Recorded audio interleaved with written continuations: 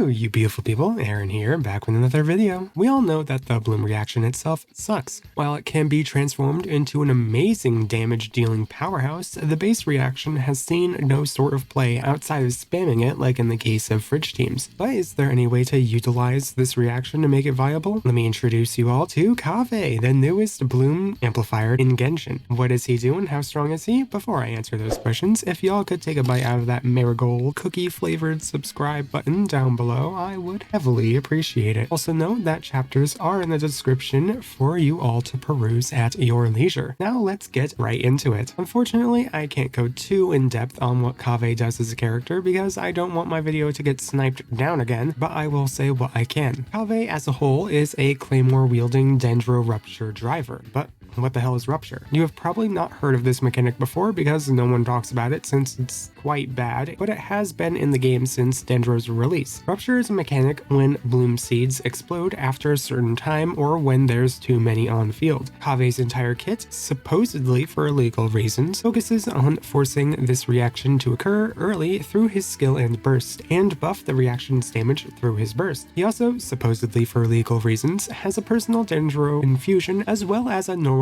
attack and charged attack range increase. His passives supposedly allow him to 1. Heal himself based on his elemental mastery, and 2. Grant himself elemental mastery. He might also gain elemental mastery upon ascension, which is fantastic. But now let's talk about his talent priority. Because he's primarily a driver, his talent priority is simple. Since he mainly focuses on bloom rupture damage, and since his damage bonus is increased based on his burst's talent level, his burst should almost always be leveled first. After that, you want to level up both his normal attacks and elemental skill either at the same time or not at all. This is due to the fact that both of his other talents only impact his personal damage output, which turns out to be rather terrible. But if you want to use him as a spread DPS, you're going to want to level his normal attacks first, then skill, and then burst. But how do you want to use him? Well, you have 2 options for utilizing his skill and burst, and 2 more options for utilizing his normal attacks and charged attacks. In a team rotation, Kaveh is going to be the Dendro driver, so he's going to be on field after everyone else. At the start, you have 2 options where both can be used only depending on the situation. Kaveh is guaranteed 2 skill procs in his burst, no matter whether his burst is up or not. So the 2 options you have for utilizing his skill and burst are option 1, skill before burst, then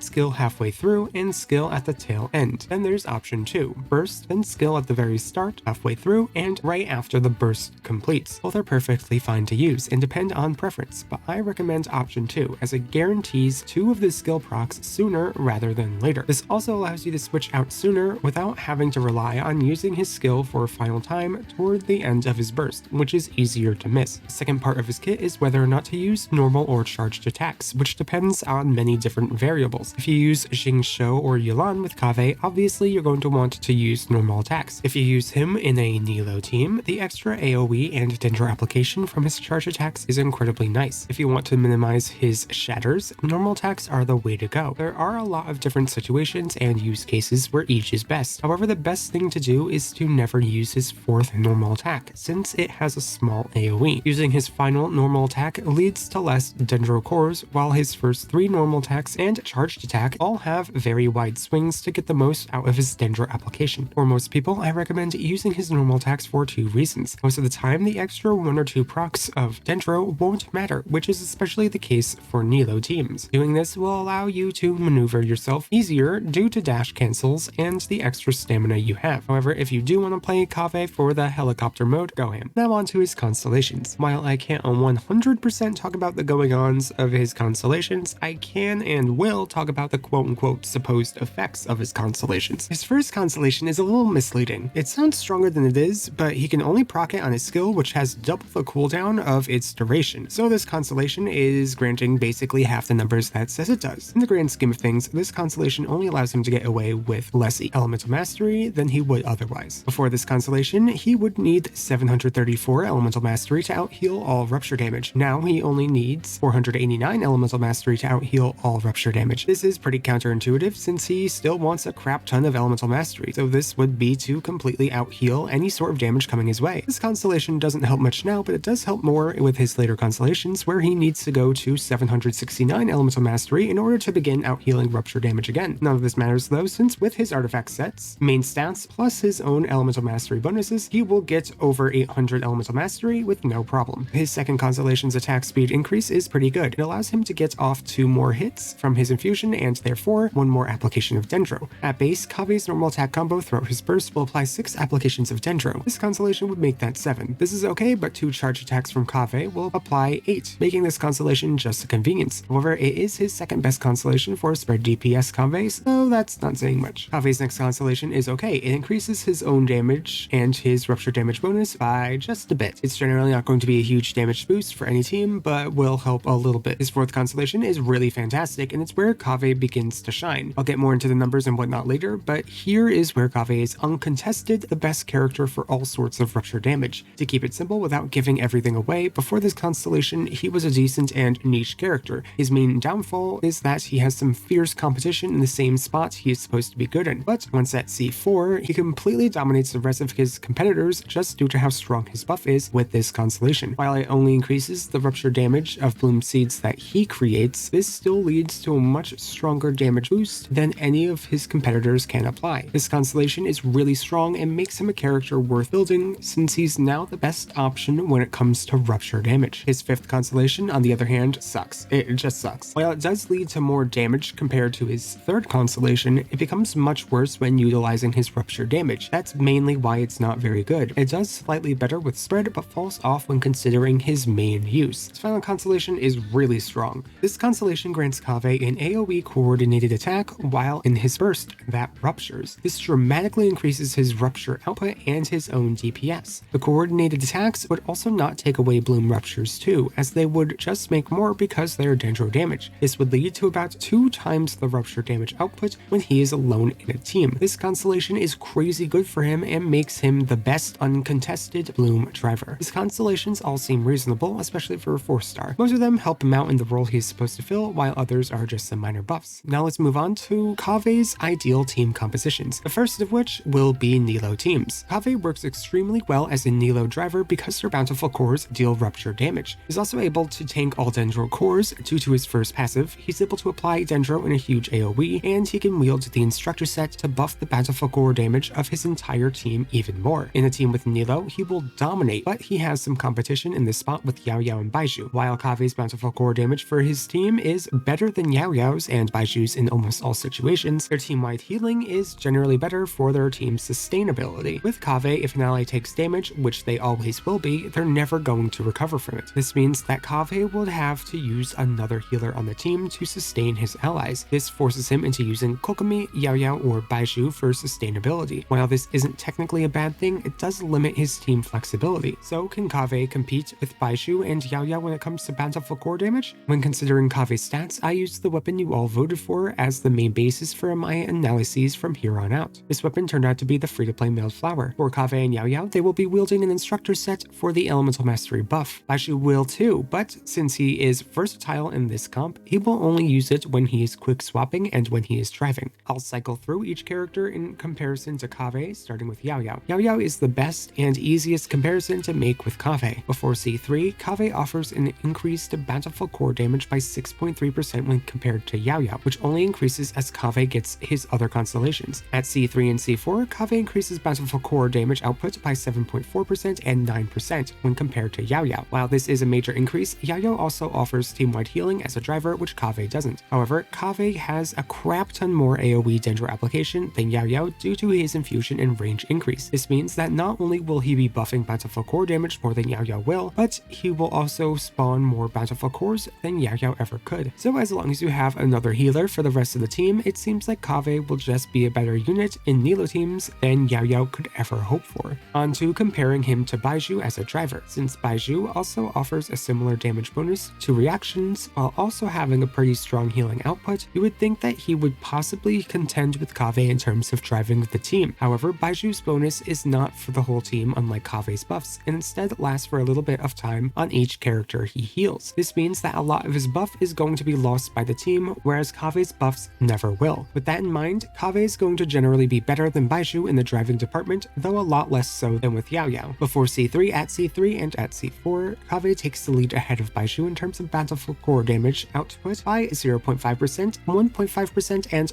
3.4%. However, Kaveh has an absurdly wide range of Dendro application. When paired with Kokomi, who also has some large AoE Hydro application along with healing, Driver Baizhu becomes completely irrelevant. But what if Baiju's an off-field support? Well, then it's even worse, since Baizhu loses the small AoE Dendro application he had with his skill for the purpose of buffing another character. Here, Kaveh is better than Baizhu by 6.5%, 7.6%, and 9.6% when before C3, at C3, and at C4 respectively. But what if we try to make Baiju's buffs somewhat team-wide by using him as a quick swap character? While Baizhu is able to get his buff off on more people much more often, it's still not much. However, when played perfectly, his buff does beat out Kaveh's before C3 by 1%, yet Kaveh continues to beat out Baizhu at C3 and C4 by 0.07% and 1.9% respectively. Here, they are very close in terms of buffing potential, and each has a specific benefit to the team comp that the other one doesn't. While Baizhu may free up the damage buffing and healing roles in a Nilou team, allowing for more flexibility, Kaveh plus Kokomi will do the same thing, but better while also having large AoEs, which are perfect for Nilou teams. This is also considering playing quick swap Baizhu perfectly, which is almost impossible, making these numbers appear higher than they should be in-game. On the other hand, Kaveh offers so much to Nilou teams. Without a doubt, he is 100% the best driving option for Nilou due to his insane buffing potential, huge AoEs for Dendro application, ability to tank all bountiful core damage, and all without incredibly high investment. But can he be used anywhere else? Are there other teams that benefit from what Kaveh provides? Well, yes, kind of. He actually works decently as a budget Nilou, since he does Nilou's job, but worse. Here you would just need some great Hydro applicators and another Dendro applicator for him to work well. While this team is fine, it pales in comparison to Nilou teams, since his buffs are only an eighth of what she can provide. On top of this, Nilou guarantees damage from her bountiful cores since they always explode instantly, and from the fact that their AoE increases. Kaveh has nothing like that, making his rupture damage buff look like child's play compared to what Nilou provides.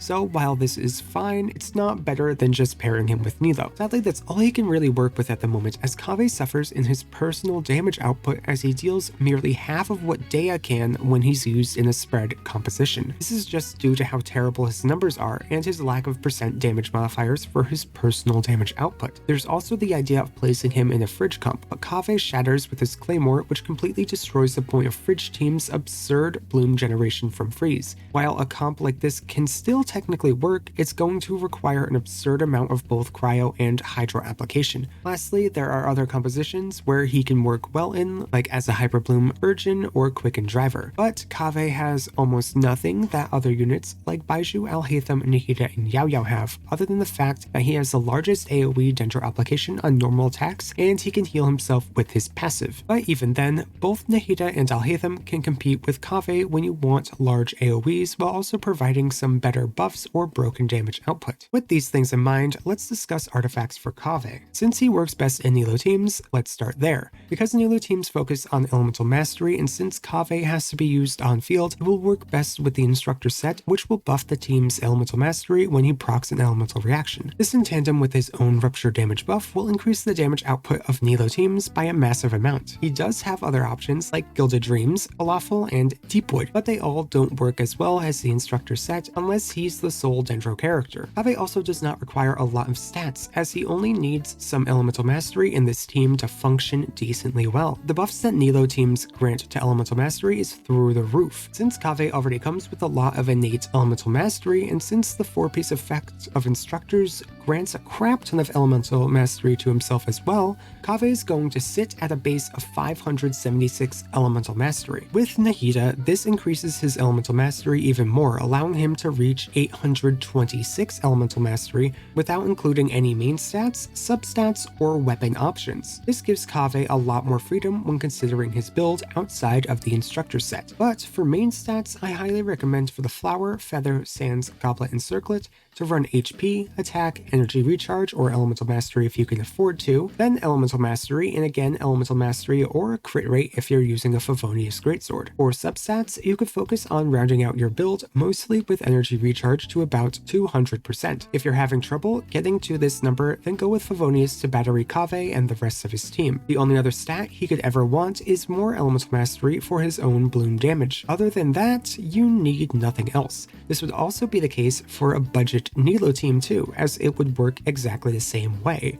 However, in the other compositions, you're normally going to want to run him with a Deepwood set. As he's being placed mainly in a Nilou team comp, the main source of damage would be from the bountiful cores. So when considering his weapon options, we're going to use the stats each weapon allows us to build with to see which one lets us deal the most bountiful core damage. Taking a look, we can see that the mailed flower is the best damaging weapon for bloom-based teams due to the high elemental mastery buff on its passive plus the substat. Up next is the blood-tainted greatsword, which has Makaira Aquamarine hot on its heels. Slightly behind is Katsuragi Kiri Nagamasa with the Forest Regalia behind that. And we have the Skyward Pride, Sacrificial Sword, and Favonius Greatsword all together with Beacon of the Reed Sea in last place. So that's that. These are his best weapon options in order from best to worst, right? Well, now hold on there. Let's not be too hasty. There's more to it than just this order. Despite these being his best damaging weapons in order from best to worst damage output, we haven't considered his team's total damage output and how their damage numbers affect the team. When considering his team's damage output, the list's order stays the same, but that's not what I want to point out. What I want to point out is his weapon options impact on team damage output. When considering the difference in team damage output, the highest damage difference between two tiers of weapons is merely 1.2%, with the rest of the damage differences being 0.2% or lower. In fact, the total team damage difference due to bountiful cores from the first to last tier weapon option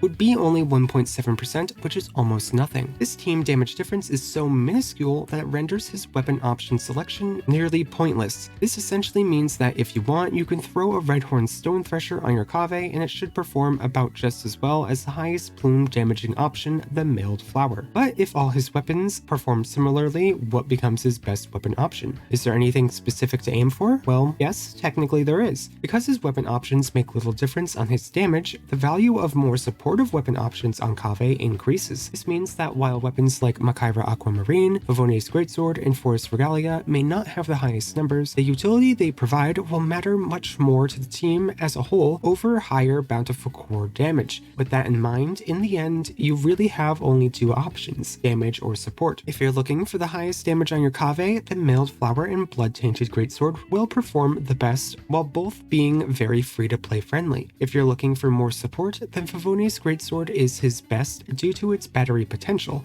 with Forest Regalia and Makaira Aquamarine behind due to their more situational buffs. So how does Kaveh pan out? Well, he seems pretty easy to use, with some versatility in what works best. The main upside to this is that the random bullshit go technique works quite often, but because of the many options he has, he can seem rather daunting, especially if you're not used to Kaveh. So I'm going to give him a 3.5 out of 5 stars for ease of use. Kaveh also offers some great utility in the fact that he buffs Nilou comps from his passives and the instructor set. Along with this, his wide area of dendro application and tanking mechanic are tremendously powerful, especially for the bloom teams he is supposed to thrive in. While not absurd, he does provide a lot to a certain niche team, making him the best option for that team. With that in mind, and plus the fact that he is the best free-to-play dendro driver, I'm going to rate him a 3.5 out of 5 stars for utility. For his damage output, he has practically nothing. His personal damage output is terrible, but when considering his good rupture buff, he is actually able to put out quite a decent amount of damage. So I'm going to give him a 2 out of 5 stars here. The worst part about him is his versatility. He's only best in Nilou teams and budget Nilou teams. However, normal Nilou teams deal about 46% more damage than his budget counterpart, while also being much more consistent due to the buffs that Nilou